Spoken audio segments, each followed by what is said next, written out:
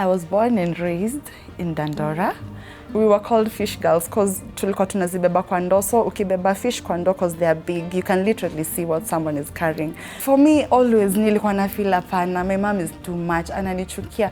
At some point I was feeling like maybe mi si mtoto wake, ameni-adopt, you know. Me seeing my mom cry because of that letter made me feel unappreciative. I was banning her, and she didn't feel it. Gone are the days when impressing people was the in thing. When going to posh hotels just to get mirror selfies with high-end phones was such a big deal. Despite doing all this, a void sat deep down my heart. I needed to know my purpose in life, and that is when I decided to start the journey of chasing dreams. Walk with me. But before that, let's go back to where it all started.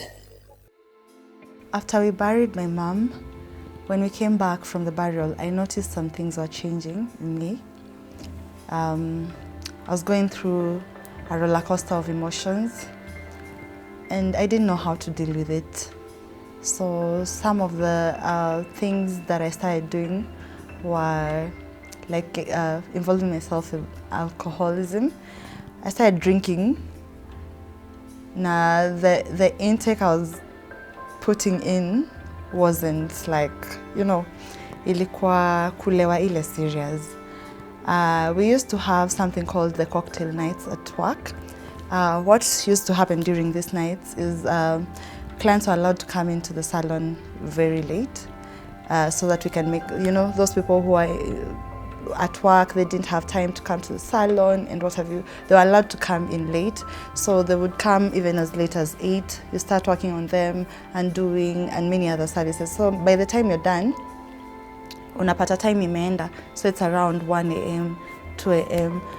By the time unafika home at 3, you know. So during cocktail nights, it's only the clients who are being served wine, but us workers were not allowed to drink. So sometimes we would just buy drinks from the liquor store tunaficha because it's not allowed.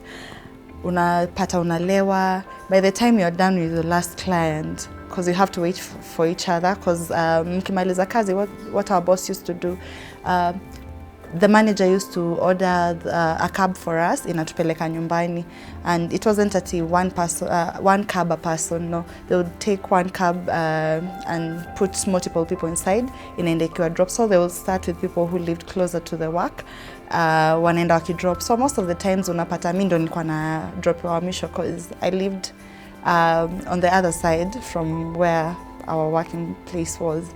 So ikakwanga tu hiyo ndio imekuwa lifestyle. Without knowing, I was doing it every other day. It got to a point I couldn't sleep. Like, yes, I could, but I just found myself wanting to drink before I sleep. And it was so weird, you know. I got to a point I was buying those cheap liquors, zile za 150, let me not call the brands, but nilikuwa na buy anything. Bora tu nisikie niko high, bora nisikie tu niko na steam.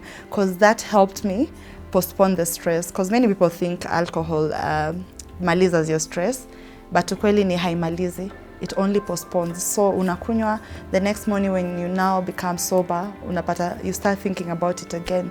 Because I was constantly wishing hata watu ushago watupigie simu watuambie hey, your mom resurrected or anything, but it wasn't happening. So I just found myself soaking into alcoholism. And I don't know if it's just me, but when you lose someone, unapata everything around you reminds you about them. Kuna hizi matatu where we used to live now after tumetoka Dandora ni an estate called Sivo. So matatu za huko zinaitwa Roji. Mostly they used to play gospel music. And so unapata time nimetoka kazi nikizipanda, most of the songs that they used to play used to remind me about my mom. So I was just going through emotions. Nikiwa hapo kwa matatu, I'd find myself soaked in tears because I'm just remembering my mom and still hoping nitapigiwa niambiwa amefufuka or anything, because kuna hiyo ugumu wa kuaccept that this thing happened, you know. So ikakuwa hivyo ndio lifestyle, because the only way nasahau ni nikikunywa. But watu wakikuona, they don't know that's what you're going through. People thought, hey, udem anajibamba and what have you. But I was just dealing with personal issues that I didn't know who I can go to. Maybe aniongeleshe ama I share what the pain I'm going through anisaidie, you know. So at that time, there's a guy, my partner. At that time, he was my boyfriend, yeah. Tulikuwa, before I lost my mom, I think we had just dated for 3 months. So after I lost my mom, we were having lots of issues, because hii story ya kulewa. So we were conflicting a lot.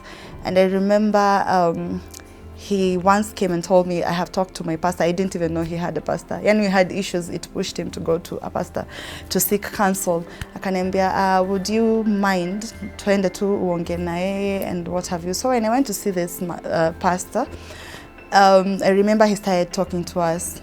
Ni kama my partner had shared that I had lost my mom. And I remember the first thing this pastor tackled, he sat with me, a private session first with me, and I remember the first thing he tackled was the loss of my mom. He really took me through the stages that you go through when you lose a person.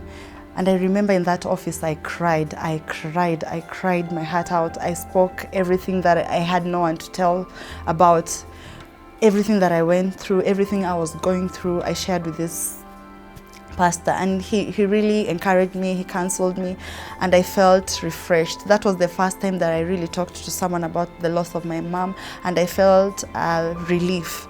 Then after that, he talked to me about salvation. He talked to me about God, nini, and I was like, yeah, me nimelezewa kwa a Christian family, I know God. But he asked me, do you have a relationship with him? Now, I started realizing he's making a point, he's making sense. Like, yes, I know God, but do I really have a relationship with him? Unaona? So after taking me through that process is when now he tackled the issue that had brought us there. Now, after hapo, I'd be lying to say I changed immediately. Life iliendelea tu. Najipata tu, that's what I want. Life ni clubs, you know. My phone ilikuanga inalia almost every day. Uko wapi? Sometimes nimepanda matatu narudi home. A friend calls me, where are you at? Namwambia niko kwa gari, shuka. So nashuka, tunaenda club. Yani me, my life, nilikuwa sober less times than the times I was high. Because that's the only way nilikuwa napata relief at that particular point about this pain that I was going through. So life ikaendeleanga tu hivyo. So one time, now there's another man of God who walikuwa wanajuana na my sister and my cousin. Alikuwa anafungua church tena after some time. So akaanzisha something called the cell meetings. It's like a fellowship, yeah. So open a WhatsApp group, and I remember that group had like 200 people. So alikuwa anatu update when the cell meetings are gonna start and what have you. So my cousin akaniambia twende to the cell meeting, and I remember the first cell meeting we went, turnout was so down. Ilikuwanga just me, my cousin, the pastor and his wife. So tukatoka hapo cell meeting, but ilikuwa hapo much as tulikuwa few people, it was okay.